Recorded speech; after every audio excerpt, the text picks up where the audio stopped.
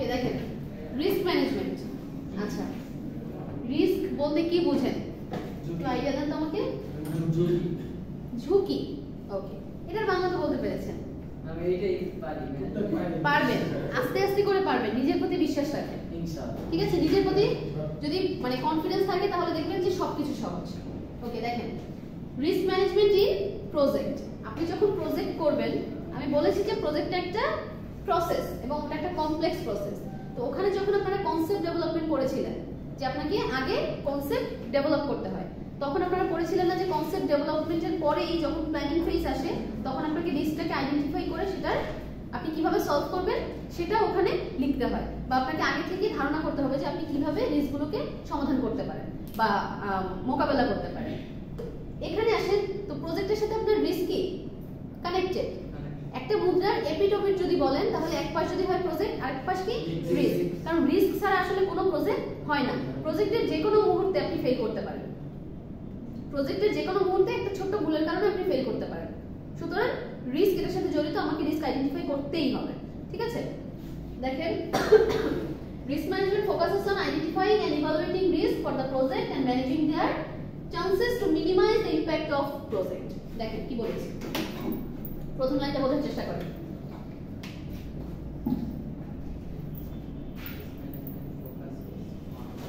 এভাবে পড়ে পড়ে বোঝার চেষ্টা করবেন, তাহলে দেখবেন কেস সলভ করা সহজ। আপনি যদি এটাকে রিস্ক ম্যানেজমেন্ট ধরেন, আচ্ছা রিস্ক ম্যানেজমেন্ট আসলে কি?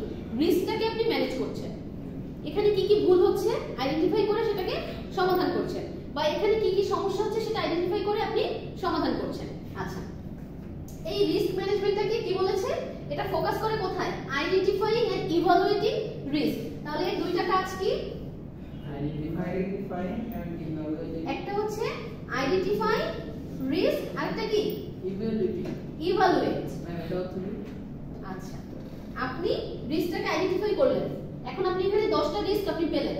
এখন এই 10টা রিস্কের মধ্যে আপনি ইভালুয়েট করবেন কোন কোন রিস্কগুলোকে আপনার ফোকাস করা উচিত আর কোনটাকে আপনার ফোকাস করা উচিত না।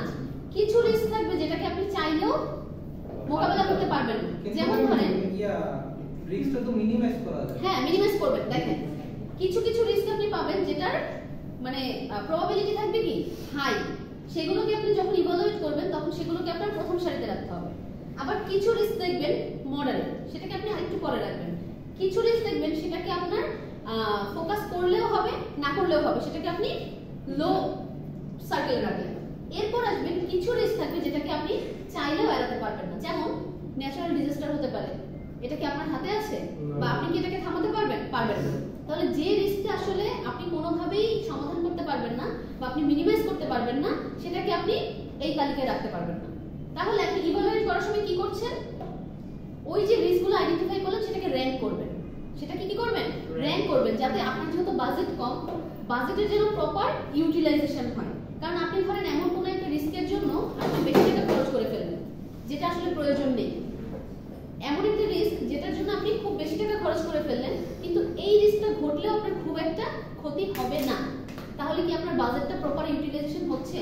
কারণ আপনার যেহেতু টাকা কম, সেহেতু আপনাকে বুঝে খরচ করতে হবে আমি কোন খাতে ব্যয় করছি। সুতরাং আপনি রিস্ক ম্যানেজমেন্টে দুইটা কাজ কি করলেন? আইডেন্টিফাই করলেন এবং ইভালুয়েট করলেন। এরপর কি বলেছে দেখেন, for the project and managing their chances to minimize the impact of project। এইবার আপনি কি করবেন? আপনি রিস্ক আইডেন্টিফাই করলেন, আপনি ইভালুয়েট করলেন। এইবার আপনি আইডেন্টিফাই এবং ইভালুয়েটের মাঝখানে এটা কি করবেন? মিনিমাইজ করবেন। কি করবেন? মিনিমাইজ করবেন। আপনি এই যে কাজগুলো করছেন এটা কেন করছেন? অবশ্যই মিনিমাইজ করার জন্য করছেন। রিস্ক যদি আমার 100% থাকে সেটাকে 80% কিভাবে নামিয়ে আনা যায়, 80% থাকলে 50% কিভাবে নামিয়ে আনা যায়, এটাই তো আমরা দেখি। সুতরাং আপনি যখন রিস্ক ম্যানেজমেন্ট আপনি সংজ্ঞাটা লিখছেন তখন যদি আপনি এভাবে করে প্রেজেন্ট করে দেন, এটা কিন্তু আমি আমার মতো করে প্রেজেন্ট করলাম, আপনি চাইলে আপনার মতো করে প্রেজেন্ট করতে পারেন। তাহলে আপনি এখানে দেখছেন যে রিস্ক ম্যানেজমেন্টের দুইটা কাজ, একটা আইডেন্টিফাই করা, একটা ইভালুয়েট করা। ইভালুয়েট এবং আইডেন্টিফাই এর মাধ্যমে আমরা কি করছি? রিস্ক মিনিমাইজ করছি। কি করছি? রিস্ক মিনিমাইজ করছি। এই মিনিমাইজটা আসলে কার হচ্ছে? প্রজেক্টের হচ্ছে। কার হচ্ছে? প্রজেক্টের হচ্ছে। এবার আপনারা বোঝার চেষ্টা করেন এটাতে কোনো সমস্যা আছে কিনা, কোনোটা বুঝতে পারেননি। ঠিক আছে,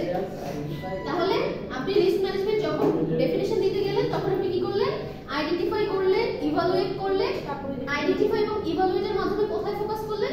রিস্ক মিনিমাইজ করা। রিস্ক মিনিমাইজ করে আপনি কি করলেন? প্রজেক্টটাকে বাঁচালেন। হয়ে গেল। খুব ইজি। আপনারা একটু সংজ্ঞাগুলোকে মুখস্থ না করে কনসেপ্ট ডেভেলপ করার ট্রাই করেন। আপনার হচ্ছে ইউনিভার্সিটিতে এত মুখস্থ করে নাকি? আমি বারবার বলছি, ইউনিভার্সিটিতে পড়েন, নিজের মতো করে লেখার ট্রাই করেন। সবকিছু একদম ডেফিনেশন যেভাবে আছে সেভাবে লিখতে হবে না, ঠিক আছে? আচ্ছা, এখন দেখেন তো আপনারা এই চার্টটা দেখলে একটু খেয়াল করেন, এই চার্টটা যখন দেখবেন তখন কি সংজ্ঞা লেখাটা খুব সহজ হয়ে যাবে না? যখন আপনারা দেখবেন যে এই দুইটা কাজ করছেন কার উদ্দেশ্যে? মিনিমাইজ করার উদ্দেশ্যে, তখন কি লিখবেন? টু মিনিমাইজ হয়ে যাচ্ছে, আপনার অর্থ তো দাঁড়িয়ে যাচ্ছে। আপনি এভাবে না বলতে পারেন যে risk management is the combination of identification and evaluation of risk to minimize the risk of the project. দেখেন কার রিস্ক আপনি কমাচ্ছেন? প্রজেক্টের। দেখেন তো ওই সংখ্যার সাথে মিলেছে কিনা? একটু এদিক সেদিক হয়েছে, বাট আপনার কি ডেফিনিশন হয়েছে? হয়েছে, ডান। এত ভয় পাওয়ার কিছু নাই তো। দেখেন আচ্ছা, পরেরটা দেখেন, টাইপ অফ রিস্ক। এই চ্যাপ্টারটা আসলে খুব সহজ, আপনার আগের চ্যাপ্টারের চেয়ে এই চ্যাপ্টারটা একটু বেশি সহজ, একটু বোঝার ট্রাই করুন। এটা কি ম্যাম মেইনলি রিস্ক নিয়ে কথা বলতে? হ্যাঁ, এখানে পুরোটাই হচ্ছে রিস্ক নিয়ে কথা। আচ্ছা, এটা কি কেউ ছবি তুলবেন? ম্যাম লিখে যাচ্ছেন, লিখে ফেলেছেন? ওকে, বুঝে নিচ্ছি। কেউ লিখেছেন তাহলে বাকিদেরকে দিবেন। ওকে, দেখেন টাইপ অফ রিস্ক। আমরা যেহেতু আমাদের রিস্কটাকে প্রথমে কি করতে হবে? আইডেন্টিফাই করতে হবে, তারপর আমরা ইভালুয়েশনে যাব। সো আইডেন্টিফাই করতে গেলে আমাদেরকে বুঝতে হবে যে কয় ধরনের রিস্ক আছে। আমি কিন্তু আগেই বলেছি যে কিছু রিস্ক থাকবে একদম হাই, কিছু থাকবে মডারেট, কিছু থাকবে লো, কিছু থাকবে যেটা আমরা চাইলেও কন্ট্রোল করতে পারবো না। সুতরাং আমাদেরকে টাইপগুলো বুঝতে হবে। দেখেন প্রথমে বলেছে কস্ট রিস্ক। খেয়াল করেন, কস্ট রিস্ক কি বলেছে? Usually escalating project cost due to low accuracy cost estimation and scope increase. কিছু বুঝেন না, তাই না? এখন বোঝেন, কস্ট রিস্কটা মূলত কোনো একটা প্রজেক্ট আপনি দাঁড় করিয়েছেন, সেটা এমন হতে পারে, ধরেন সময় বেড়ে গেল, আপনি চাচ্ছেন যে 2 বছরের মধ্যে একটা প্রজেক্ট শেষ করবেন, কিন্তু কোনো একটা কারণে 3 বছর হয়ে গেল। তখন এই যে বছর বৃদ্ধির কারণে কি হলো? কস্ট আমার বেড়ে যাচ্ছে না? এই কস্ট যাতে আমার বেড়ে না যায়, এবং হচ্ছে আপনি যদি একটা প্রজেক্ট যখন করবেন, আমি বলেছিলাম কোয়ালিটি অ্যাসিওর করতে হবে, মানে অ্যাকিউরেসি থাকতে হবে। যখন আপনার প্রজেক্টের অ্যাকিউরেসি কমে যাবে তখন আপনার কস্ট বেড়ে যাবে। কারণ অ্যাকিউরেসি কমে যায় কিভাবে? দেখেন, ধরেন আপনি শুরুতে যখন কাউকে নিয়োগ দিবেন, কোনো রেসপন্সিবল পারসনকে আপনি নিয়ে আসলেন, গত ক্লাসে কি পড়েছিলেন? How to ensure quality. Okay, এটা আপনি পরে করবেন। আচ্ছা, যখন কোয়ালিটি এনশিওর করে তখন প্রথমে দেখতে হয় আপনি প্রজেক্ট কাকে দিয়ে করাবেন, সেই পারসন স্কিল কি না। এখন আপনি শুরুতেই কি করলেন? আনস্কিল পারসনকে প্রজেক্টটা বুঝিয়ে দিলেন, তখন কি অ্যাকিউরেসি থাকবে? তখন কোনো অ্যাকিউরেসি থাকবে না। আপনি একটা গোল সেট করলেন, গোলটা ক্লিয়ার না, তখন অ্যাকিউরেসি থাকবে? আমি বলেছিলাম যে ট্রান্সপোর্টেশনের একটা উদাহরণ দিয়েছিলাম, যে আপনি এখান থেকে নতুন বাজার যাবেন, আপনি রিকশায় যেতে পারেন, আপনি কি ঢাকা চাকায় যেতে পারেন। আপনাকে প্রপার স্পেসিফিক বলে দেওয়া হলো না, প্রপার গাইডলাইন দেওয়া হলো না, আপনার যে গাইডলাইন সেটার মধ্যে অ্যাকিউরেসি থাকলো না, তখন কি হবে? রাস্তায় গেলে আপনার কিন্তু কস্ট বেড়ে যাবে। কারণ আপনি ধরেন ঢাকা চাকা অ্যাভয়েড করলেন, যে আমি রিকশা নিই, আপনি রিকশা নিলেন, এখান থেকে নতুন বাজার যেতে আপনার খরচ হলো 100 টাকা, হয়তো 100 টাকা পারবেন না, কারণ ডাবল রিকশা মনে চেঞ্জ করতে হয়। তো এখন এই যে আপনার কস্ট বেড়ে যাচ্ছে, কেন বেড়ে যাচ্ছে? অ্যাকিউরেসি নাই। সুতরাং এটাকে কি বলা হয়? Cost risk. কি বলা হয়? Cost risk. এখনো কি সমস্যা আছে? বুঝতে পারেননি? এবার আপনারা নিজের মতো করে লিখবেন যে কেন হয়। দেখেন লো অ্যাকিউরেসি, ওই যে দেখেন due to low accuracy. Due to মানে কি? কারণ, কোন একটা কারণ। তাহলে due to low accuracy cost estimation and scope increase. এই যে বললাম যে আপনাদের দুইটা রাস্তা, এটা কি স্কোপ না? একটা স্কোপ আপনার ঢাকা চাকা, একটা স্কোপ কি রিকশা। এই যে স্কোপ অনেকগুলো থাকছে কিন্তু অ্যাকিউরেসি নাই, তখন আমার কি হয়? কস্ট রিস্ক তৈরি হয়ে যায়। এটা আমাদের আইডেন্টিফাই করতে হবে যে আমাদের কস্ট রিস্ক কি কি। ওকে, সেকেন্ড ওয়ান দেখেন প্রোগ্রাম রিস্ক। সেকেন্ড ওয়ান কি? Program risk. ব্র্যাকেটে লেখা আছে ক্যালেন্ডার, ব্র্যাকেটে লেখা আছে ক্যালেন্ডার। দেখেন কি বলেছে? the risk that activities will take longer than expected. Already আমি বলে ফেলেছি যে আপনি জানেন যে আপনার 2 বছর লাগবে, আপনার ক্যালেন্ডারে হিসাব করলে 2 বছর লাগবে, কিন্তু আপনার কাজ করতে গিয়ে কয় বছর লেগে গেল? 3 বছর। 3 বছর। এই যে আমার সময়ের গ্যাপটা, এটা কি risk? Calendar risk or program risk. কারণ এটার কারণে আলটিমেটলি আমার কস্ট বেড়ে যাবে। আপনার এমন হতে পারে যে আপনার প্রজেক্টের কোয়ালিটি কমে যাচ্ছে, এমন হতে পারে আপনি আগে 10 জন লোক খাটিয়েছেন, 3 বছরে আপনার 20 জন হয়ে যাচ্ছে। ঠিক আছে, এই ধরনের রিস্ক তৈরি হতে পারে। তাহলে প্রথমটা আপনারা কি দেখলেন? Cost risk, second one calendar risk আর প্রোগ্রাম রিস্ক।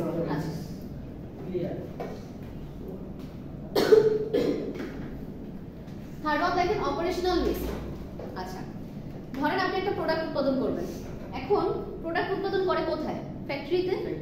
এখন এই ফ্যাক্টরিতে যখন আপনি কাজ করতে যাবেন, তখন কি একজন লোক কাজ করে নাকি অনেকজন করে? অনেকজন। কেউ কেউ থাকে কি সুপারভাইজার, সে আপনাকে সুপারভাইজ করবে, আপনি কাজ করবেন, আবার আপনার কাজটা আরেকজনের কাছে বুঝিয়ে দিচ্ছেন, মানে একজনের বস কি আরেকজন।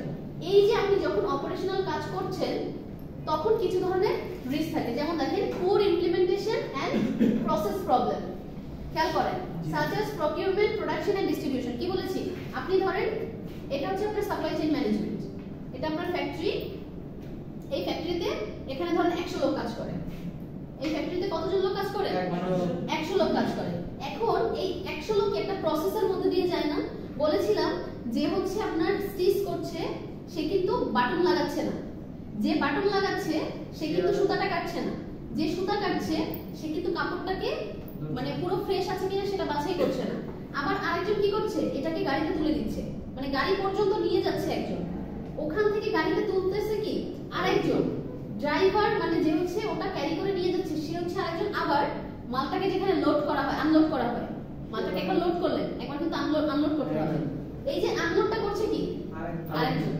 এই পুরো প্রসেসের মধ্যে যদি কোনো ধরনের ঘাটতি থেকে যায়, এই পুরো প্রসেসের মধ্যে যতগুলো লোক কানেক্টেড, যতগুলো এমপ্লয়ি কানেক্টেড, বাজেট কানেক্টেড, প্রত্যেকটা জিনিসে যদি এখানে এই পুরো প্রসেসের মধ্যে কোনো ধরনের কোনো সমস্যা হয়, তখন আমার কি রিস্ক তৈরি হয়? Operational risk.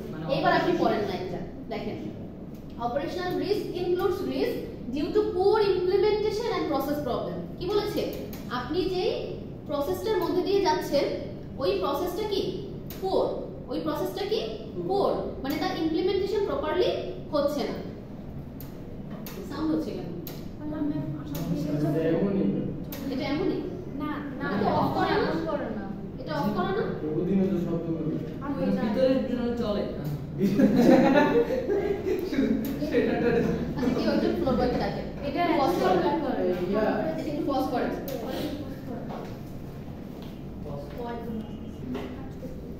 ওকে, পরেরটা দেখেন মার্কেট রিস্ক। তিনটা পড়লাম, কি কি পড়লাম? Cost risk, program risk, operational risk, বর্তমান কি মার্কেট রিস্ক। দেখেন এর মধ্যে কি কি আছে? Competition, foreign exchange, commodity market and interest risk. আচ্ছা, মার্কেট কোনটা বলেন তো? বাজার। বাজার। আচ্ছা, যেখানে আমরা কোনটাকে মার্কেট বলতে পারি? ধরেন আপনি একজন ইন্ডাস্ট্রিয়ালিস্ট, এখন আপনার মার্কেট কোনটা? যেখানে আমার প্রোডাক্ট, যেখানে আপনার কম্পিটিটর আছে, যেখানে আপনার কম্পিটিটর আছে, পুরো ইকোনমিটাই কি আপনার মার্কেট। Market। ধরেন আপনি হচ্ছে টুথপেস্ট প্রোডিউস করেন, এখন আপনার সাথে সাথে কম্পিটিটর কারা? ধরেন আপনি পেপসোডেন্ট, আপনার কোম্পানির নাম হচ্ছে পেপসোডেন্ট, এখন এর সাথে সাথে বাকি কম্পিটিটর কারা? হ্যাঁ, এরকম বলেন কোলগেট, আর কি আছে? ক্লোজ আপ, এরকম অনেকগুলো কম্পিটিটর আপনার আছে, সবাই কিন্তু আপনার কাছাকাছি, মানে কেউ কিন্তু এমন না যে খুব ডাউনে আছে, সবাই খুব কাছাকাছি। এখন এই পুরোটা নিয়ে আপনার মার্কেট, এই মার্কেটের মধ্যে কারা কারা থাকে? এই যে বললাম কম্পিটিটররা থাকে। দেখেন তো এই যে আমাদের ইকোনমি যে চেঞ্জ হচ্ছে, পলিটিক্যাল ইনস্টেবিলিটির কারণে অনেক সময় কি হয়? ইন্টারেস্ট রেট বেড়ে যায়। এই ইন্টারেস্ট রেট আপনার মার্কেটের অন্তর্ভুক্ত। আপনার ইনফ্লেশন হয় না? ইনফ্লেশন কি? আপনার কাছে অনেক টাকা আছে কিন্তু আপনি বাজারে গিয়ে কিনতে পারছেন না কিছু। কারণ কি? আপনার বাইং পাওয়ারটা কমে যাচ্ছে। বাইং পাওয়ার কি? পারচেজিং যে পাওয়ার সেটা কমে যাচ্ছে। আমার হাতে অনেক টাকা, মার্কেটে অনেক টাকা, কিন্তু প্রত্যেকটা জিনিসের দাম অনেক বেশি। তখন কিন্তু আমি জিনিসগুলো কিনতে পারবো না, আমার ডিমান্ড কমে যাবে। কি হয় দেখেন, যখন আপনার প্রাইস বেশি থাকে, খেয়াল করেন, যখন আপনার প্রাইস বেশি থাকে তখন ডিমান্ড কমে যায়। এইভাবে হচ্ছে আপনার কার্ভটা আসে, ঠিক আছে? যখনই আপনার প্রাইস বেশি থাকবে, ধরেন আপনার এখন প্রাইস হচ্ছে 2 টাকা, আপনার ডিমান্ড কি হবে? বেশি হবে। যখন আপনার প্রাইস 3 টাকা হবে, তখন আপনার ডিমান্ড কি? কমে যাবে। তারপর আরেকটু হবে, আরেকটু কমে যাবে। সো যখন আপনার প্রাইসের সাথে ডিমান্ডের কি কানেকশন, এটা মানে দ্বিমুখী কানেকশন বলা হয় এটাকে, ঠিক আছে? প্রাইস বাড়বে, ডিমান্ড কমবে, প্রাইস কমবে, ডিমান্ড বাড়বে। আজকে এই প্রোডাক্টের দাম যদি 10 টাকা হয় সবাই কিনবে, কিন্তু যখন এটার দাম 20 টাকা হয়ে যাবে কিছু মানুষ কেউ কিনবে না, অল্প মানুষ কিনবে, তখন আমার ডিমান্ড কমে যাবে, ঠিক আছে? তো এই যে ইনফ্লেশন, ডিফ্লেশন, এরপর হচ্ছে আপনার কম্পিটিশন। আচ্ছা, ফরেন এক্সচেঞ্জ বলেন তো, আমাদের যে রিজার্ভ সিস্টেম সেটা আমরা কেন ধরে রাখি? রিজার্ভ সিস্টেম আমরা কেন ধরে রাখি? আমার অন্য দেশের সাথে যখন আমি ব্যবসা বাণিজ্য করব, তখন যদি আমার ফরেন মানি না থাকে আমি কিভাবে করব, তাই না? তো আমার রিজার্ভ সিস্টেম যখন খারাপ হয়ে যায়, মানে ফরেন মানি বা ফরেন এক্সচেঞ্জ, তখন কিন্তু ব্যবসা বাণিজ্যে ধস নেমে যায়। সুতরাং এই ফরেন মানিও কি আমার মার্কেটের অন্তর্ভুক্ত। এবার দেখেন ক্রেডিট রিস্ক। আচ্ছা, এই যে আপনারা ব্যাংক থেকে লোন নিয়ে আসেন, তাই না? এখন এই লোনটা কি সবসময় সেম ভাবে আনতে পারেন? অনেক সময় দেখবেন যে মার্কেটে খুব ভালো অবস্থানে আছে, আপনি ব্যাংকে গিয়ে চাইলেই আপনাকে লোন দিয়ে দিচ্ছে। আবার কিছু সময় দেখবেন ইকোনমি যখন ডাউনে থাকে, তখন আপনি গেলেই আপনাকে লোন দিবে না। কেন দিবে না? তখন আপনি ওই লোনটা পরিশোধ করতে পারবেন কিনা এটা যতক্ষণ পর্যন্ত সে শিওর না হবে, ততক্ষণ পর্যন্ত আপনাকে লোন দিবে না। তখন আপনার বেশি কাগজপত্র দিতে হচ্ছে, ফর্মালিটিস বেশি করতে হচ্ছে, আপনাকে কোনো একটা মানে কি বলে জমির কাগজ বা কোনো কিছু একটা তাকে দেখাতে হচ্ছে যে না, আপনি যদি লোন পরিশোধ করতে না পারেন, একটা সময় কি আপনার ওটা দিয়ে তারা ওটা ফিল আপ করতে পারবে। তাহলে এই প্রত্যেকটা জিনিস কার অন্তর্ভুক্ত? মার্কেটের অন্তর্ভুক্ত। মার্কেটের অন্তর্ভুক্ত কি কি বলেন তো? Interest, inflation, deflation, foreign exchange, competitors, এরা সবাই কি আমার মার্কেটের অন্তর্ভুক্ত। সুতরাং আমার ইকোনমিতে যদি এই জিনিসগুলোর কোনো ধরনের কোনো ডাউনফল হয়, তার সাথে সাথে কি হবে? আমার বিজনেসও ডাউনফল হবে, আমার প্রজেক্টও ডাউনফল হবে। তাহলে আমরা কোন রিস্কগুলোকে মার্কেট রিস্ক বলবো? Foreign exchange, commodity market, interest, rate risk. হ্যাঁ, এটার সাথে অ্যাড করেন inflation, deflation, political stability, political instability, সবকিছুই কিসের মধ্যে? মার্কেটের মধ্যে। এবার বুঝতে পেরেছেন মার্কেট কি? Okay. Legal risk. Legal risk কি? ধরেন আপনি একটা বিজনেস করবেন, একটা প্রজেক্ট করবেন, এখন সেই প্রজেক্টের মধ্যে কিছু আইন কানুন থাকে না? আপনি কি চাইলে আপনার মতো করে করতে পারবেন? কিছু আইন থাকবে যেটা আপনাকে মানতেই হবে। এই যে যারা রোডস এন্ড হাইওয়েতে কাজ করে, তারা যখন রাস্তা করে তখন তাদেরকে কিছু আইন মানতে হয়। এই যে যারা ইন্ডাস্ট্রি করে, তাদেরকে কিছু আইন মানতে হয়, তাদের এনভায়রনমেন্টকে বাঁচাতে হবে, এনভায়রনমেন্ট ফ্রেন্ডলি যন্ত্রপাতি ইউজ করার কথা এখন বলে। আবার দেখবেন যে ট্রেড লাইসেন্স লাগে। ধরেন আপনি একটা বিজনেস করবেন, ওটাকে আমি একটা প্রজেক্ট হিসেবে ধরলাম। আপনি একটা ধরেন ফার্মেসি করবেন, ফার্মেসির ক্ষেত্রে কিন্তু আলাদা ট্রেড লাইসেন্স লাগবে, আপনার এক্সপেরিয়েন্স লেটার লাগবে। তো ফার্মেসি সবাই করতে পারে না, আপনার একটা কোর্স করার অভিজ্ঞতা থাকতে হবে, কোর্সের সার্টিফিকেট থাকতে হবে, দেন আপনি একটা ফার্মেসি দিতে পারবেন। এই যে লিগ্যাল ইস্যুস গুলো, এগুলো কি রিস্ক? Legal risk. যখনই আপনি দেখবেন যে এই রিস্কগুলোর মধ্যে পড়ে যাচ্ছেন, আপনার কোনো একটা আইনে আটকে যাচ্ছেন, কোনো একটা কাগজপত্র আপনার নাই, কোনো একটা অ্যাপ্রুভাল পাচ্ছেন না, দ্যাট মিন্স সেটা কিসের মধ্যে পড়ছে? Legal risk. আপনি যখন বিজনেস করবেন, তখন আপনি এটা ধরে নিতেই পারেন যে ধরেন আপনার ট্রেড লাইসেন্স নাই, তখন আপনার মধ্যে রিস্কটা তৈরি হবে। আবার ধরেন আপনার ট্রেড লাইসেন্স আছে, তখন আপনি খেয়াল করে দেখবেন এটা কি মেয়াদ আছে নাকি মেয়াদ নাই। মেয়াদ যদি ফুরিয়ে যায়, আপনাকে নবায়ন করতে হবে। আপনাকে চিন্তা করতে হবে আপনি কয়দিনের মধ্যে নবায়ন করতে পারবেন, কারণ ট্রেড লাইসেন্স না থাকলে কিন্তু আপনি আইনগতভাবে সেটা বৈধ না, ঠিক আছে? আপনার জরিমানা হতে পারে। এই যে রিস্কগুলো, এগুলো কি বলা হয়? Legal risk. ওকে, দেখেন এবার আমরা সংজ্ঞাটা পড়ি। Legal risk arise from legal and regulatory obligations including contractual risk and litigation against the organization. কি বলেছি? আইনের সাথে যেগুলো জড়িত, রেগুলেশনের সাথে যেগুলো জড়িত, rules and regulation, rules and regulation, এগুলোর সাথে যে রিস্কগুলো জড়িত সেগুলোই কি? Legal risk. একদম সহজে আপনারা বলতে পারেন যে legal risk related to rules and regulation. Okay, এর মধ্যে যে কন্ট্রাকচুয়াল রিস্ক থাকতে পারে। আচ্ছা, আপনারা ধরেন 5 জন মিলে ব্যবসা বাণিজ্য করেন, এখন আপনাদের মধ্যে যদি কোনো কন্ট্রাক্ট না হয়, 2 জন ফ্রেন্ড আপনাদের টাকা পয়সা নিয়ে চলে গেল, 2 জন ফ্রেন্ড টাকা পয়সা নিয়ে চলে গেল, এখন আপনারা 3 জন আছেন। বলেন তো পার্টনারশিপে যদি 2 জন হারায় যায়, 3 জন মিলে কি আপনারা ব্যবসাটা করতে পারবেন? অলরেডি সে সব নিয়ে চলে গেল। এখন এটা না হয় আমরা ইনফর্মালি বললাম, এবার ফর্মালি আসে। ফর্মালি আপনারা যদি একটা কন্ট্রাক্ট করে থাকেন, সে যে এই যে 2 জন এই যে কন্ট্রাক্টটাকে ভাঙলো বা আপনাদের চুক্তিটা যে তারা মানলো না, এটাকে ব্রিচ করলো, এটার কি জরিমানা স্বরূপ বা শাস্তি স্বরূপ একটা কি বলে মেজার অবশ্যই থাকবে। এরপরে দেখেন 3 জন যখন চলে যাবে, তখন আইনানুগভাবে আপনি ব্যবসাটা কন্টিনিউ করতে পারবেন না। আবার ধরেন আপনার মধ্যে 5 জনের কন্ট্রাক্ট হয়েছে, 5 জনের মধ্যে একজন বলল যে আমি ব্যবসা করতে চাই না, আমি এই কন্ট্রাক্ট মানি না, কোনো একটা কারণে বলল, তখন কিন্তু আইনানুগভাবে আপনি ব্যবসাটা করতে পারছেন না, কারণ এটা কিন্তু আপনার আদালত পর্যন্ত যেতে হবে।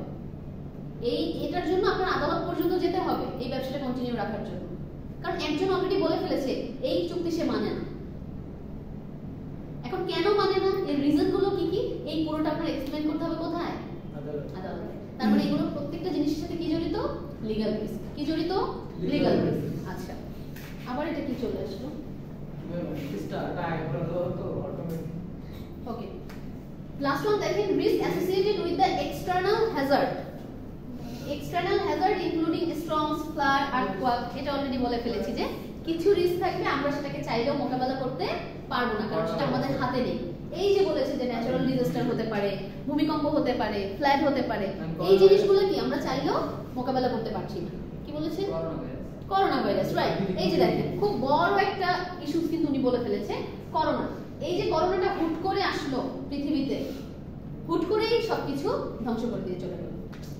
দেখেন পুরো একটা বছর মানুষ উঠে দাঁড়াতে পারেনি। আপনি ব্যবসা বাণিজ্যের ক্ষেত্রে চিন্তা করেন, মানে ব্যবসা বাণিজ্য টোটালি ডাউনগ্রেডে ছিল। আবার দেখবেন এই কারণে কিছু বিজনেস খুব বেশি উন্নত হয়ে গিয়েছে। কেন? যেমন আপনি মেডিসিন ইন্ডাস্ট্রির কথা চিন্তা করেন, মেডিসিন ইন্ডাস্ট্রির ক্ষেত্রে কখন তারা লাভ করে? যখন এই ধরনের ডিজাস্টার আসে, যখন এই ধরনের মহামারী বা এরকম কিছু আসে, তখন বাকিরা ডাউনগ্রেডে গেলেও কেন মেডিসিন সেক্টর আপগ্রেডে যায়? কারণ ওরা সেটা ভ্যাকসিন তৈরি করে, ওরা সেটা মেডিসিন তৈরি করে। আপনি অসুস্থ হলে কোথায় যাচ্ছেন? হসপিটালে যাচ্ছেন। আপনি অসুস্থ হলে কি খাচ্ছেন? মেডিসিন খাচ্ছেন।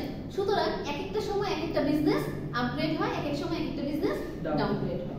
আবার আপনি নরমাল ইন্ডাস্ট্রির কথা চিন্তা করে দেখেন, করোনার কারণে কিন্তু অনেক ইন্ডাস্ট্রি অফ ছিল।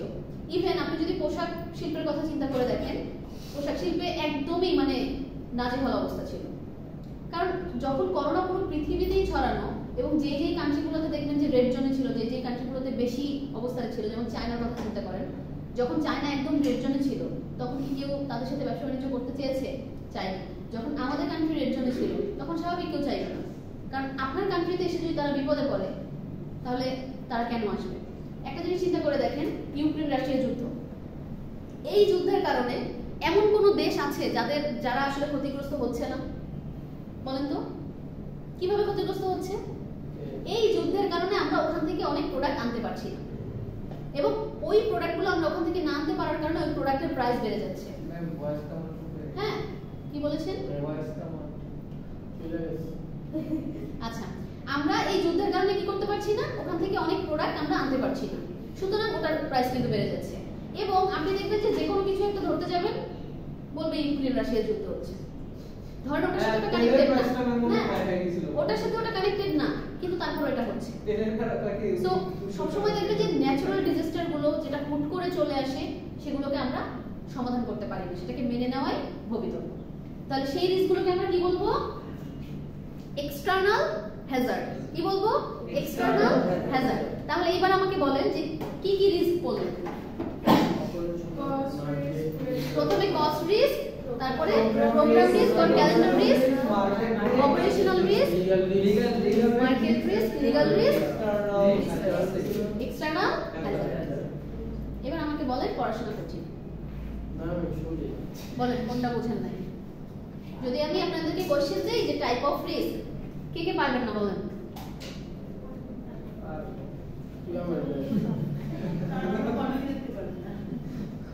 আচ্ছা,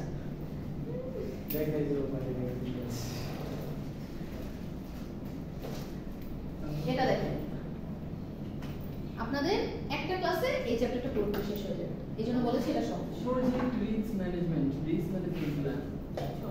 এতক্ষণ আপনারা দেখলেন রিস্ক কি কি ধরনের, আপনারা রিস্ক আইডেন্টিফাই করে ফেললেন, তারপরের কাজ অ্যানালাইজ, ইভালুয়েট। আপনি আইডেন্টিফাই করলেন, ইভালুয়েট করবেন, ইভালুয়েট করে দুইটার মাধ্যমে আপনি কি করলেন? মিনিমাইজ করবেন। এখন আপনি এই যে রিস্ক ম্যানেজমেন্টটা করবেন বা এই যে আইডেন্টিফাই করলেন, এখন যে আপনি ইভালুয়েটটা করবেন, এই ইভালুয়েটটা কিভাবে করবেন? এই ইভালুয়েটটা কিভাবে করবেন সেই প্রসেসটাই এখানে দেখাবেন। এই যে আপনি পুরো প্রসেসটা যে করছেন রিস্ক ম্যানেজমেন্টের, এই পুরো প্রসেসটাই আমার এখানে আছে। আচ্ছা ফার্স্ট ওয়ান দেখেন প্রজেক্ট রিস্ক ম্যানেজমেন্ট, এটা হচ্ছে আপনার মেইন পয়েন্ট। এবার আসেন রিস্ক ম্যানেজমেন্ট প্ল্যান। দেখেন প্রথম হচ্ছে প্রজেক্ট রিস্ক ম্যানেজমেন্ট, এখান থেকে কোথায় আসছে risk management plan. Risk management plan, আমি শর্ট ফর্ম লিখছি। ওকে, রিস্ক ম্যানেজমেন্ট প্ল্যান। এবার আমাকে বলেন তো যখন আপনি কোনো একটা প্রজেক্ট হাতে নেবেন, এটাও তো একটা প্রজেক্ট, একটু খেয়াল করেন আপনারা রিস্ক ম্যানেজমেন্ট করছেন কার প্রজেক্টের, এটাও কি একটা প্রজেক্ট না? জি না, কারণ এটাও আপনার একটা প্রসেসের মধ্যে দিয়ে যেতে হবে, দ্যাট মিন্স এটাও একটা প্রজেক্ট। আমি বলেছিলাম যে কিছু প্রজেক্ট ছোট হয়, কিছু প্রজেক্ট বড় হয়, আলটিমেটলি আমরা একটা প্রজেক্টের পর একটা প্রজেক্ট করতেই থাকি। সুতরাং এটাও যদি আমি একটা প্রজেক্ট ধরি, তাহলে প্রথম কাজটা কি হচ্ছে risk management plan. P for plan. এই প্ল্যানের মধ্যে কি অন্তর্ভুক্ত? রিস্ক আইডেন্টিফিকেশন, হ্যাঁ হ্যাঁ বলেন। Risk analysis, risk identification, risk analysis, okay. তাহলে এই প্ল্যানের মধ্যেই আমার সবকিছু রিলেটেড। এখানে আমি যখন প্ল্যান করব তখন বাকি ফেজগুলো আমি কিভাবে পার করব সবকিছু প্ল্যান আমি এখানে করছি। এখানে আমি একটা কনসেপ্ট ডেভেলপ করছি, এখানে আমি কি করছি একটা কনসেপ্ট ডেভেলপ করছি। আচ্ছা এইবার আপনি নিচে আসেন, ফার্স্ট ওয়ান কি রিস্ক আইডেন্টিফিকেশন। এবার আমাকে বলেন রিস্ক আইডেন্টিফিকেশন কি? এই যে আপনারা টাইপ অফ রিস্ক বললেন, আপনি পুরো ব্যবসাকে বা পুরো প্রজেক্টকে অ্যানালাইসিস করে দেখলেন যে এর মধ্যে থেকে আপনার কোন কোন রিস্ক আসতে পারে। আপনি দেখলেন যে আপনার প্রজেক্টটা হয়তো 1 বছরের জায়গায় 2 বছর লাগতে পারে, সো আপনি আইডেন্টিফাই করলেন যে আপনার কি রিস্ক আছে, program risk or calendar risk. আপনি দেখলেন যে আপনার কস্ট যেহেতু 5 টাকা দিয়েছে, আপনার এমনও হতে পারে 7 টাকা লাগতেও পারে। সুতরাং আপনি আরেকবার আইডেন্টিফাই করলেন যে আপনার সেকেন্ড রিস্ক কি কস্ট রিস্ক। এবার আপনি দেখলেন যে এই বছর বৃষ্টিপাতের পরিমাণ অনেক বেশি, হ্যাঁ বৃষ্টিপাতের পরিমাণ অনেক বেশি, তখন কোনটা আসবে সবার নিচেরটা, তাই না? আচ্ছা এক্সটার্নাল হ্যাজার্ড, এটা আপনি ওই রিস্কের তালিকায় রাখলেন। এবার আপনি দেখলেন যে এই বছর যেহেতু আমাদের পলিটিক্যাল স্ট্যাবিলিটি কম, এখন পর্যন্ত পলিটিক্যাল স্ট্যাবিলিটি আসেনি, সুতরাং আপনি ধরতেই পারেন যে আমার মার্কেট রিস্ক হতে পারে। এটা কিন্তু খুব বড় একটা ইস্যু আপনার এই বছরের ক্ষেত্রে ব্যবসা বাণিজ্যে মার্কেট রিস্ক হবে।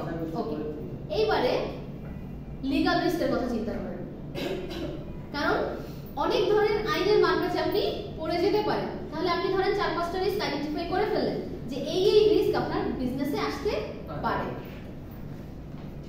তাহলে কি আমার এই ফেজ কমপ্লিট? এবারে দেখেন এটার সংজ্ঞাতে কি বলেছে, identification of risk, list of risk from history. এই যে আপনি রিস্কগুলো আইডেন্টিফাই করছেন কিসের বেসিসে করছেন? Past data. অবভিয়াসলি আমরা কি করি, আজকের ডেটা আমরা নিব না, আমরা কি করব ধরেন 5 মাস 1 বছর 2 বছর আগের ডেটাটা আমরা নিব, ওই ডেটার উপর ভিত্তি করে আমরা কি করি রিস্ক আইডেন্টিফাই করি। ওকে, কি বলেছে লিস্ট অফ পসিবল রিস্ক। এবার আপনি আইডেন্টিফাই করার পরে আপনি ওটাকে লিস্ট করলেন, 1 2 3 4 এভাবে করে আপনি লিস্ট করলেন। Expert judgement using brainstorming. এই যে আমি আপনাদের অনেক সময় জিজ্ঞাসা করি যে আপনার আইডিয়া কি, আপনার আইডিয়া কি, আপনার আইডিয়া একটু বলেন, এটাই কি ব্রেনস্টর্মিং। এটা কি ব্রেনস্টর্মিং। আপনি হচ্ছে এক্সপার্টদেরকে ডাকলেন, ডেকে জিজ্ঞাসা করলেন। আপনার কিন্তু প্রত্যেকটা ব্যবসায় কিন্তু এক্সপার্ট থাকে, প্রফেশনাল থাকে।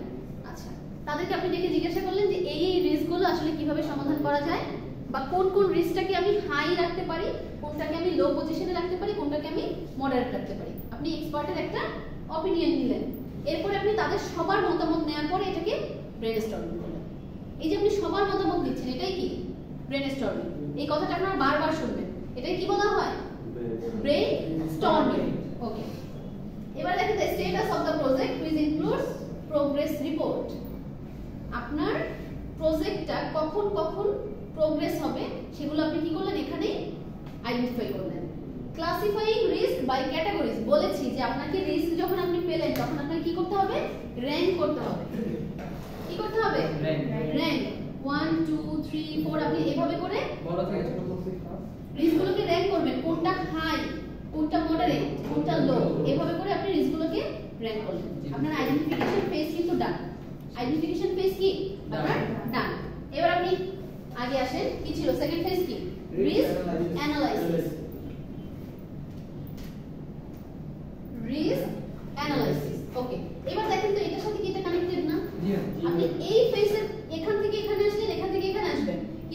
এই প্রসেসের পরে কোথায় যাবেন? এখানে যাবেন। দেখেন আপনার অ্যারোটা কোথায় যাচ্ছে? অ্যারোটা এদিকে যাচ্ছে। তাহলে রিস্ক আইডেন্টিফাই করে ফেললাম। এবার আমরা কি রিস্ক অ্যানালাইসিস। এখন দেখেন অ্যানালাইসিস ফেজে আপনি কি করবেন। দেখেন the risk exposure or risk score is the value determined by multiplying the impacting with the risk probability. কি বুঝলেন? বাংলায় বলে এখানে বলেছে আমি যেহেতু রিস্ক আইডেন্টিফাই করে ফেললাম, এখন আমাকে দেখতে হবে প্রবাবিলিটি কেমন। ধরেন আমি রিস্ক বুঝে ফেললাম যে আমার এই রিস্ক হতে পারে, এখন আমাকে আইডেন্টিফাই করতে হবে এটার সম্ভাবনা কতখানি। 100% এর মধ্যে আমার এই ঘটনাটা ঘটার সম্ভাবনা কতখানি, এটা আমাকে ক্যালকুলেশনের মাধ্যমে বের করতে হবে। এই যে বলেছে যে আপনারা ম্যাথ করবেন, সো এই রিলেটেড ম্যাথ আপনারা পাবেন, ঠিক আছে। সো ওই ক্যালকুলেশন করে বের করতে হবে যে এটার প্রবাবিলিটি কতখানি। ওকে, আমরা অনেক সময় কি করি বলেন তো, ধরেন একটা বক্স, এখন সেই বক্সের মধ্যে 3 কালারের বেলুন আছে, লাল, সাদা, নীল। এখন আপনাকে আমি বললাম না যে লাল কালারের কয়টা বেলুন, নীল কালারের কয়টা বেলুন, সাদা কালারের কয়টা বেলুন। এবার আপনাকে বলা হলো যে 100% এর মধ্যে প্রবাবিলিটি করতে, যে সাদা বেলুন কত পার্সেন্ট থাকতে পারে, লাল বেলুন কত পার্সেন্ট থাকতে পারে, নীল বেলুন কত পার্সেন্ট থাকতে পারে, এটাই হচ্ছে প্রবাবিলিটি। আপনি ধরে নেন ওই যে 3 কালারের বেলুন, 3টা রিস্ক। এখন আপনি জানেন না কত পার্সেন্ট আসতে পারে 100% এর মধ্যে, ওটাকে আপনি আইডেন্টিফাই করবেন। এটার জন্য ম্যাথস আছে, সেটা ক্যালকুলেশন করে আমরা ওটা বের করব, ঠিক আছে।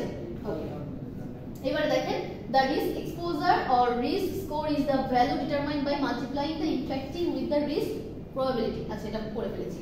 The urgency of risk response planning can be marked with different colors and determinants। দেখেন আপনি কিন্তু কালার দিয়ে মার্ক করছেন, যেটা আপনি রেড জোনে ফেলছেন সেটাকে রেড কালার মার্ক করেন। আপনি এভাবে করে হাইলাইট করেন যে কোন রিস্কটা আসলে কোথায় থাকছে। ওকে, সেটা কি অনুযায়ী? পার্সেন্টেজ অনুযায়ী। কি অনুযায়ী? আপনার ওই ঘটনাটা ঘটার পার্সেন্টেজ অনুযায়ী। থার্ড ওয়ান দেখেন, the score represent the lower threshold for the classification of risk assuming normal conditions। ওকে, আপনার কন্ডিশন যখন নরমাল হবে, চিন্তা করে দেখেন আপনি যখন রিস্ক আইডেন্টিফাই করলেন, আপনি চিন্তা করলেন যে আমার মানে ইকোনমি ডাউন হয়ে যেতে পারে, এটা এরকম হতে পারে, ওটা এরকম হতে পারে, কিন্তু কি হয়ে গিয়েছে? না। এখন ধরলেন আপনি যেটা আইডেন্টিফাই করলেন প্রকৃতপক্ষে সেটা ঘটলো না, সিচুয়েশন নরমাল। ওই যে বলা যায় সবকিছুর পরে কি সিচুয়েশন নরমাল। আপনারা ইন্টারে রেইনকোট পড়েছেন না? রেইনকোট গল্পের মধ্যে সবচেয়ে কি বলে একদম পরিচিত একটা ডায়লগ ছিল কি, সিচুয়েশন নরমাল। মনে আছে? পড়েছিলেন ঠিকভাবে? ওটার মধ্যে মুক্তিযুদ্ধ নিয়ে, ওটা তো মুক্তিযুদ্ধ নিয়ে। তো বাংলাদেশে যাই ঘটছে না কেন, এদিকে মানুষ মেরে ফেলছে, ওদিকে এটা করছে, কিন্তু আপনার রেডিওতে বলছে কি সিচুয়েশন নরমাল, সিচুয়েশন নরমাল। এদিকে মুক্তিবাহিনী মেরে ফেলছে, সিচুয়েশন নরমাল, সিচুয়েশন নরমাল। এই যে দেখেন আপনার যদি এরকম হয় যে আপনি রিস্ক হবে ভাবলেন, সব ধরনের আপনি প্রস্তুতি নিলেন, অনেক সময় কি হয় দেখবেন যে 2-3 দিন আগে থেকে ঝড় হওয়ার একটা পূর্বাভাস হয়, এটা হয় না। 3 দিনের দিন গিয়ে দেখলেন ঝড়টা আমাদের দিকে আসলো না। ঝড় কোথায় চলে গেল? ইন্ডিয়া এবং মিয়ানমারের বর্ডার ক্রস করে চলে গেল। আবার এমনও হয় যে আরো দূর থেকে চলে যাচ্ছে, আমরা কিন্তু ঝড়ের আঁচও পাচ্ছি না, কিন্তু তার মানে কি আপনি সতর্কতা নেবেন না, সতর্ক অবস্থা নেবেন না? কারণ বাই এনি চান্স যদি ঝড়টা হয়ে যায়, চিন্তা করে দেখেন তিস্তার পানি যখন আসলো, মানুষ কিন্তু আগে থেকে জানতো না, তার মানে ওটা অ্যাবনর্মাল সিচুয়েশন ছিল। বাট যদি এমন হতো যে আমরা সব ধরনের ব্যবস্থা নিয়েছি কিন্তু আমাদের ওই ঘটনাটা ঘটলো না, এরকম হতেই পারে, তখন আমার সিচুয়েশন নরমাল। তাহলে নরমাল সিচুয়েশনে কিন্তু আমাদের এই আইডেন্টিফিকেশন কোনো কাজে আসবে না, সেটাও আমাদেরকে মাথায় রাখতে হবে। তাহলে আমরা অ্যানালাইসিস ফেজের মধ্যে কি করতেছি বলেন তো? মূল কথা, আমরা রিস্কটাকে আইডেন্টিফাই করার পরে সেটাকে ক্যালকুলেশন করার মাধ্যমে, আইডিয়া ডেভেলপ করার মাধ্যমে, প্রবাবিলিটি অ্যানালাইসিস করার মাধ্যমে আমরা কি করছি? আমাদের রিস্কটা ঘটার পসিবিলিটি কতখানি সেটা অ্যানালাইসিস করে আমরা বের করব। এখানে মূল বিষয়টা কি? Probability analysis. বলেন তো কি? Probability analysis. Risk analysis means probability analysis, ওই রিস্ক ঘটার পসিবিলিটি কতখানি। ওকে, এবার আমরা আবার ব্যাকে যাই। থার্ড ওয়ান কি দেখেন? থার্ড ওয়ান কি? Risk management. রিস্ক আইডেন্টিফাই করলেন, রিস্ক অ্যানালাইসিস করলেন, এইবার আপনি কি করবেন? রিস্কটাকে ম্যানেজমেন্ট করবেন। মানে আপনি আইডেন্টিফাই করে ফেলেন কতখানি ঘটার সম্ভাবনা সেটাও সেটাও জেনে গেলেন। এখন আপনাকে সেটার বিষয়ে ব্যবস্থা নিতে হবে যে যদি ঘটে তাহলে কি কি ব্যবস্থা আপনি গ্রহণ করবেন। দেখেন কি বলেছে, planning the risk response, there may not be quick solution to reduce and eliminate all the risk that a project faces. আপনি কিন্তু এই ঘটনাটা খুব দ্রুত ঘটাতে পারবেন না। ধরেন আপনি কোনো ব্যবস্থা নিলেন, আপনি রিস্কটাকে কিভাবে কমাবেন? ধরেন এই যে পলিটিক্যাল ইনস্টেবিলিটি চলতেছে, এই রিস্কটাকে আপনি কিভাবে মিটিগেট করবেন? এটা আপনি এখানে ঠিক করবেন। এটা আপনি কোথায় ঠিক করবেন? এখানে ঠিক করবেন। রিস্ক ম্যানেজমেন্টে ঠিক করবেন যে আপনি এই রিস্কটাকে কিভাবে মোকাবেলা করতে পারেন। এখন ধরেন আপনি এখানে 2-3টা মেজারমেন্ট রাখলেন। আপনি কি করলেন? 2-3টা মেজারমেন্ট রাখলেন। তাহলে এই ফেজটা আমার কখন আসবে? আইডেন্টিফিকেশন হওয়ার পরে, প্রবাবিলিটি অ্যানালাইসিস করার পরে কি আমি আমার মেজারটা নিব। বুঝতে পেরেছেন? আচ্ছা, এখানে বলেছে যে there may not be quick solution to reduce or eliminate the risk. আপনার 5টা রিস্ক, আপনি কি চাইলেই খুব দ্রুত সেটা সমাধান করতে পারবেন? আপনাকে দেখতে হবে আপনার বাজেট অনুযায়ী, টাইম অনুযায়ী কোন রিস্কগুলোকে আগে সমাধান করা দরকার সেগুলোকে আগে সমাধান করবেন, বাকিগুলো থাকবে বাকিগুলোকে আস্তে আস্তে করে এটাকে আপনি ব্যালেন্স করবেন। কারণ রিস্কের সাথে সাথে আমাদের বিজনেস আগায়। যে বিজনেসে প্রফিট যত বেশি সেই বিজনেসে রিস্ক তত বেশি। আপনি যদি প্রফিট গেইন করতে চান আপনাকে রিস্ক হাতে নিতেই হবে, কিছু করার নেই। আপনি যদি একটা ঝুড়ির মধ্যে অনেকগুলো ডিম নিয়ে হাঁটেন, ঝুড়িটা পড়ে গেল, একসাথে সব ডিমগুলো ভেঙে যাবে না? আপনি রিস্ক নিলেন না। ধরেন আপনি 10টা ডিম একটা ঝুড়িতেই রাখলেন, খুব বেশি রিস্কে আপনি গেলেন না, পড়ে গেলে একসাথে কি 10টা শেষ। কিন্তু আপনি 10টা ডিমকে 5টা ঝুড়িতে রাখেন, একটা ঝুড়ি পড়ে গেল, বাকি 4টা ঝুড়ি তো আছে। একটা ঝুড়ি ডিম পচে গেল, বাকি 4টা ঝুড়ি কি আছে? এটাকে বলা হয় ডাইভার্সিফিকেশন। এটা কি বলা হয়? Risk diversification. আপনাকে বুঝতে হবে আমার রিস্কগুলোকে ডাইভার্সিফাই করতে হবে। আপনি ইনভেস্টমেন্ট করবেন, ধরেন আপনার হাতে 2 লাখ টাকা আছে। এখন আমি আপনাকে বললাম যে আপনি কি ব্যাংকে রাখবেন 9% ইন্টারেস্ট রেটে, নাকি আপনি একটা গাড়ি কিনবেন যেটা আপনি ভাড়ায় চালাতে দিবেন, নাকি আপনি একটা ফুচকার বড় করে একটা স্টল দিবেন, যে রেস্টুরেন্ট আকারে যেটা করে, আপনি সেখানে মানে ফুচকা, চটপটি এই রিলেটেড জিনিসপত্রগুলো রাখবেন, ফাস্ট ফুড, বার্গার। তো ফুড কার্ট সিস্টেমে করবেন, বাট ওটাকে একটু ভিআইপি করে করবেন। এখন এই 3টা অপশনের মধ্যে আপনি কোনটাতে যাবেন? গাড়িটাতে যাবেন। এখানেই ভুলটা করছেন, এখানে ভুলটা করছেন। সরি, আমি বাজেটটা বাড়াই দিলাম, বাজেট এত কম না। আপনাকে আমি 5 লাখ টাকা বাজেট দিলাম, তখন কি করবেন? তখন আপনি 3টাতে ইনভেস্ট করেন।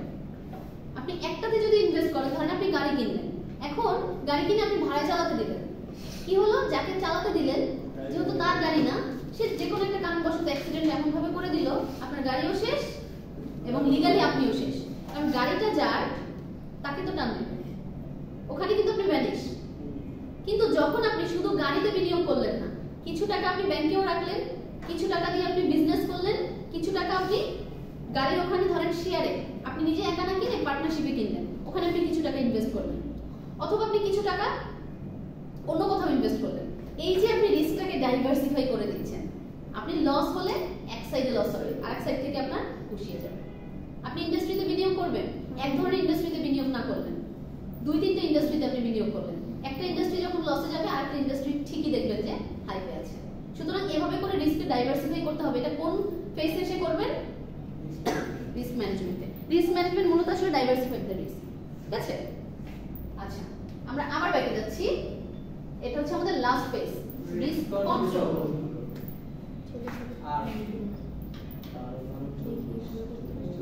রিস্ক কন্ট্রোল এটা মানে কি বলেন? একটু ধারণা দিতে আমাকে, দেখি কার কি ধারণা আছে। ম্যাম এতক্ষণ যা করলাম ম্যানেজ করার পর এটা কোন কিভাবে কন্ট্রোল করতে সেটা। আচ্ছা, মানে এটা আমি কি আমার যে এটা যাচ্ছে না কেন? ব্যাক করলে যা প্রেডিকশন করলাম সবকিছু ঠিক করার পর ম্যানেজ করার পর কন্ট্রোল। এই যে দেখেন, রিস্ক মনিটরিং এন্ড কন্ট্রোল। আচ্ছা, আপনি রিস্ক আইডেন্টিফাই করলেন, আপনি সেটাকে অ্যানালাইজও করলেন, সেটাকে ম্যানেজমেন্টও করলেন। এইবার আপনি যদি ম্যানেজমেন্ট করার পরে সেখানে ওই প্রসেসটা বন্ধ করে দেন, তাহলে কি হবে? ধরেন আপনি 1 বছরের একটা প্রজেক্ট, আপনি রিস্ক আইডেন্টিফিকেশন কখন করবেন? শুরুতে করবেন, ওটাকে অ্যানালাইসিস করবেন, ওটাকে ইভালুয়েশন করতে থাকবেন এবং ওটাকে ম্যানেজ করতে থাকবেন। কিন্তু আপনি 6 মাসে গিয়ে কি করলেন? বন্ধ করে দিলেন। ওই রিস্কটা নিয়ে আপনি আর কোনো ধরনের আলোচনা করলেন না। আপনি দেখলেন যে আমি তো ডাইভার্সিফাই করে ফেলছি, আমি 4টা প্রজেক্টে বিনিয়োগ করে ফেললাম। এখন আপনি আর মনিটর করলেন না যে রিস্কগুলো কি বাড়তেছে, কমতেছে, নাকি এখানেই ভ্যানিশ হয়ে যাচ্ছে। রিস্ক কিন্তু কখনো পুরোপুরি যায় না। রিস্ক এখন চলে গেল, বাট আবার তো আসতেও পারে, আবার তো ঘটতেও পারে। আমার এখন পলিটিক্যাল সিচুয়েশন ভালো হয়ে গেল, কিছুদিন পরে আবার খারাপ হতে পারে। হ্যাঁ, আমি দেখলাম যে এই বছর আমার হচ্ছে বন্যা কম হয়েছে, পরের বছর বন্যা বেশিও হতে পারে। এই বছর আমার একটা দেশের সাথে যুদ্ধ বন্ধ হয়ে গিয়েছে, পরের বছর আরেকটা দেশের সাথে যুদ্ধ হতেও পারে। 2 মাস পর আরেকটা দেশের সাথে যুদ্ধ হতে পারে, 2 মাস পর একটা মহামারী আসতে পারে। এই যে রিস্কগুলো আপনি যদি মনিটরিং এর মধ্যে না রাখেন, তাহলে আপনি কন্ট্রোল করবেন কিভাবে? আপনাকে টাইম টু টাইম, পিরিয়ডিক্যালি বলেন, 6 মাস অন্তর বলেন, 2 মাস অন্তর বলেন, 1 মাস অন্তর বলেন, প্রতিদিন বলেন, আপনি যেটাই বলেন না কেন, পিরিয়ডিক্যালি আপনাকে কি করতে হবে? এটাকে মনিটর করতে হবে।